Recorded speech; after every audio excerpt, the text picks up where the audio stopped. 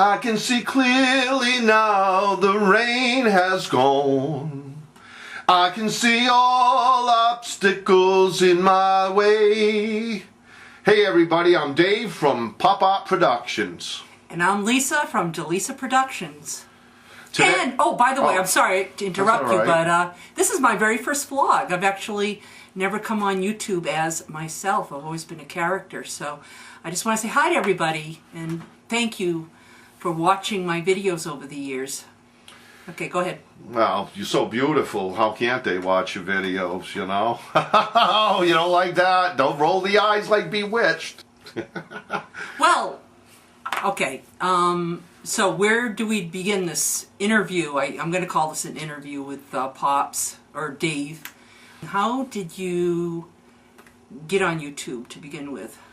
Well, I bought my computer in 2004. And I was mostly on eBay selling comic books because I collect comic books. And then you were on YouTube and you said, Dave, come and join me. And I said, all right. And I started making vids.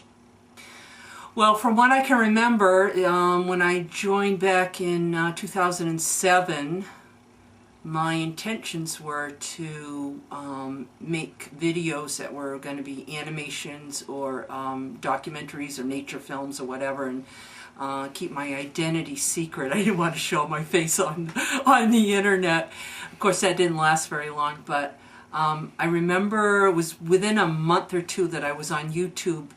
There was this lip sync contest, and I think that's when I first started talking to you about YouTube, Dave. You know, I asked you if you wanted to be in this contest with me. We were going to make a video and we had to lip sync to the song Destiny Calling. So you said, well, let me hear the song first. And I played it, and what did you say? I said, that song sounds kind of queer. I don't think I want to do it. I said, why don't you do it? And you'll have fun with it, Lee, and you did a great job. And you won. Well, no, I didn't really win, Dave. I mean, there were an awful lot of people that entered that contest. There must have been over 4,000 people.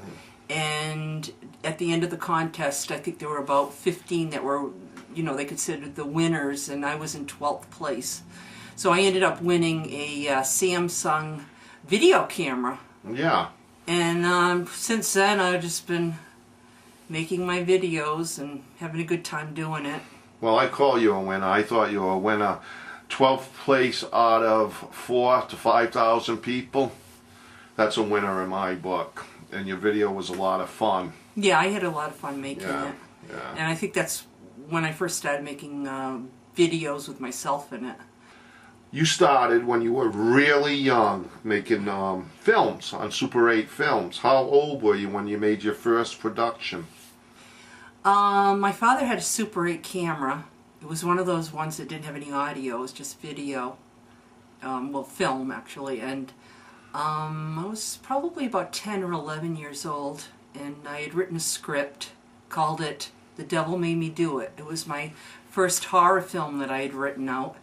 And when the family gathered, all the aunts, uncles, cousins, and everything for Christmas one year, I asked them would they make a movie with me, and they all agreed to it. It was like a 3-minute film that I made, and it was a lot of fun. And I kind of got the bug after that. And then the computer age, and of course my family was one of the last ones to get a computer. We didn't get a computer till, I don't know, 2004, 2005, maybe somewhere around there. And that's when I was introduced to a Windows Movie Maker, one of the programs that you get when you get a new computer. And I started off with that, and then got my HD Canon camera, which I'm really happy about, and I love the way it films outside. You've made some fantastic scenic videos, and when you went to Yellowstone National Park, you made a great one there. Yeah, and that was not using my HD camera either. That was an older camera, and oh man, I would love to go back to Yellowstone now that I have a really nice camera. And go back and reshoot everything all over again. But I had an opportunity to go to the Smoky Mountains this past summer, and Saw another bear. Saw a bear at Yellowstone, then I saw a bear at Smoky Mountain, so that was a lot of fun. And You didn't get too close to that bear, did you? No. I could zoom right in so it looks like I'm really close to the bear, but I must have been quite a few meters away, I would say. And there was also a park ranger, so anytime there's a wild bear roaming around, there's always a park ranger nearby. Let me turn the table on you. Let me ask you, Dave, because I noticed that you do focus more on the comedy and everything. What were some of your great influences growing up? Well, my father was a funny guy, and he used to go to the campground and tell these jokes to everybody and do these magic tricks, and I learned a lot from him. As far as television and movies, I loved the Marx Brothers, the Three Stooges, W.C. Fields, Laurel and Hardy, just so many. I used to watch Saturday Night Live. I loved Chevy Chase, John Belushi, Dan Aykroyd, Bill Murray. Those were all my people when I was growing up. And then after Saturday Night Live, they all started getting into movies. Mm-hmm. So I loved all that, and I still liked a lot of the players on Saturday Night Live as the years went by. Eddie Murphy, John Candy, so basically just about every comedian. I even liked Ernie Kovacs, which is an old comedian that did experiments with television and the television media. I don't know if anyone remembers him. I remember that. Yeah. How about Lenny Bruce? Lenny Bruce, I listened to some of his records. Mm-hmm. But what I used to do is I used to go down in my cellar. We had a record player down there, and I used to listen to Bill Cosby, the Smothers Brothers, Cheech and Chong. I used to memorize the skits, and I used to have a lot of fun just listening to them. Mm-hmm. And I had all the Cheech and Chong albums. I had the Bill Cosby albums when he was Fat Albert and the Cosby Kids. Hey, Fat Albert, you know, and yep. I had a lot of fun listening to that. So there was a lot of times I went in front of the mirror and just did bits. And then eventually I started getting into magic and comedy and doing it for my family and putting on shows at the campgrounds we went on, and it stemmed from there. Those were the roots. But what got you into horror movies and doing horror videos? I grew up around death. I had death all around me. Don't make me laugh. Truthfully, make me laugh. My grandfather was still have death around you when you're hanging with me, don't you? No. No.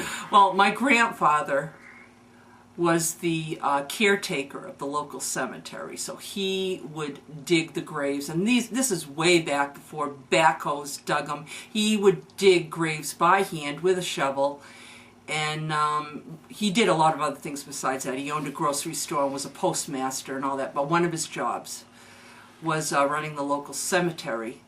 Then my uncle owned the local funeral home, so anytime we went to visit them, I would have to go through, they would have us go through the back door, which would go right through the embalming room. So as a little child, I was seeing people laid out on the slab at a very early age.